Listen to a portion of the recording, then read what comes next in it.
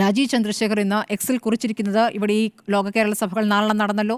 2011 മുതൽ investors meet ഉണ്ട്. പക്ഷേ ഇപ്പോഴും യുവാക്കൾ പുറത്തേക്കാണല്ലോ ജോലിക്ക് പോകുന്നത് എന്നൊരു സാഹചര്യം അദ്ദേഹം ചൂണ്ടിക്കാണിക്കുന്നത്. അതിൽ സത്യമില്ലാതില്ലല്ലോ. നമ്മളിപ്പോൾ ബജറ്റിന് ശേഷവും നമ്മുടെ ധനമന്ത്രിയും പറയുന്ന കാര്യം അതാണ്, യുവാക്കളെ തിരിച്ചു കൊണ്ടുവരണമെന്നാണ് പറയുക. അപ്പോൾ തിരിച്ചു കൊണ്ടുവരാനുള്ള ഒരു മാറ്റമായി ഈ വികസന പാതയിലെ ചർച്ചയിൽ നമുക്ക് കാണുമ്പോൾ അത് പോസിറ്റീവായി തന്നെ കാണേണ്ടതുണ്ട് എന്ന് പ്രതിപക്ഷ നേതാവ് അതിൽ സഹകരിച്ചുകൊണ്ട് പറഞ്ഞ കാര്യവും അതാണ്.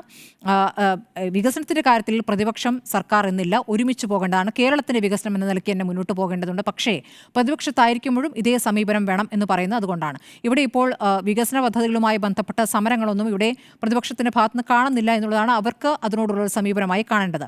ഇനി ഇവിടെ വ്യവസായവുമായി ബന്ധപ്പെട്ട് രാജ്യത്ത് തന്നെ ഉണ്ടായിരുന്ന ഒരു സങ്കീർണമായ സാഹചര്യം മാറിയിട്ടുണ്ട്. അത് കേരളത്തിലെ പ്രത്യേക സാഹചര്യമല്ല, രാജ്യത്ത് തന്നെ ഒരു സങ്കീർണമായ സാഹചര്യം ഉണ്ടായിരുന്നു. കാരണം അത് ഒരുപാട് സങ്കീർണമായ നൂലാമാലകളിലൂടെ പലതരം അനുമതികളിലൂടെ കടന്നുകൊണ്ടൊരു സാഹചര്യം ഉണ്ടായിരുന്നു.